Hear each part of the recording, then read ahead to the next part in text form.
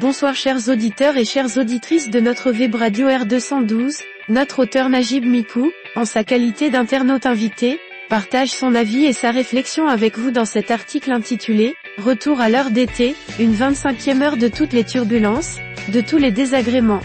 Le voici en podcast pour vous. Najib Mikou ouvre sa réflexion en évoquant un moment de transition temporelle qui nous concerne tous, au sortir d'une période spirituellement intense de la manière suivante. En ce lendemain du mois sacré de Ramadan, nos pendules retrouveront sous peu l'heure d'été. Se basant sur des résultats de sondages d'opinion et d'études réalisés, mais qui n'ont jamais été rendus publics, le gouvernement a fini par faire le choix de la 25e heure pour toute l'année ou presque, n'en déplaise à l'horloge biologique et au temps social des Marocains. Des considérations financières auraient fortement pesé pour justifier que tout bascule vers l'heure d'été, dont même l'hiver. L'internaute invité ne manque pas d'illustrer avec ironie l'ampleur du sacrifice collectif imposé à la population, pour une économie jugée dérisoire ainsi. Les caisses de l'État gagneraient, dit une source autorisée, quelques 35 millions de dirhams chaque année, grâce à l'heure d'été étendue sur toute l'année ou presque. Dit l'État parier que les Marocains seraient prêts à verser un dirham chacun par an au trésor, ce qui lui fait les 35 millions de gains que générerait l'application de l'heure d'été, pourvu qu'on leur maintienne leur heure biologique et leur temps social qui correspondrait plutôt à l'heure légale.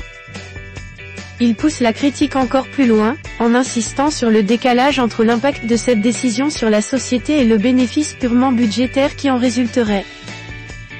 Pour 35 millions de dirhams qui ne représentent même pas un /10 000 du budget général de l'État, on décide de perturber tout un pays, toute une société, du nouveau-né jusqu'au plus âgé. Najib Mikou enrichit son propos en abordant l'argument du gain économique supposé pour les entreprises tournées vers l'export ainsi. Quant à un supposé gain économique dont profiteraient nos opérateurs économiques orientés export, est-il nécessaire de rappeler ici que l'heure de l'exportateur est celle de ses marchés et non jamais celle de son pays. C'est celle-là même qui lui édicte toute son organisation et sa planification de travail et de production. Sinon qu'aurait été l'heure de vie des pays asiatiques dans le décalage de plusieurs heures notamment, avec l'Europe et des États-Unis, ne les empêche nullement de les approvisionner au jour et à l'heure convenue avec leurs dizaines de milliers de clients. Et vice-versa. L'auteur approfondit ensuite sa réflexion, en abordant la question du coût, non pas économique, mais social, d'une telle mesure, en insistant sur ce qu'on est prêt à investir pour préserver une harmonie nationale en ces termes. Combien de milliards de dirhams engage-t-on pour sauvegarder une cohésion sociale? Rien n'est jamais perdu ni jamais trop cher payé, que l'on doive dépenser pour cela.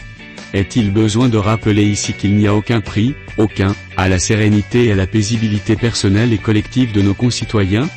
Qui plus est quand il s'agit de l'heure du réveil, de l'école, du travail, des prières, du sommeil. Qui plus est quand la contrepartie serait quelques sous ou quelques milliards de sous. Qui plus est quand la loi marocaine dit que l'heure légale c'est l'heure d'hiver. Chers auditeurs de la web radio R212, merci d'avoir été à l'écoute de ce podcast, et de partager avec nous ce moment d'échange et de découverte. Votre présence et votre fidélité sont notre plus belle récompense. On se dit à très bientôt, si vous le voulez bien.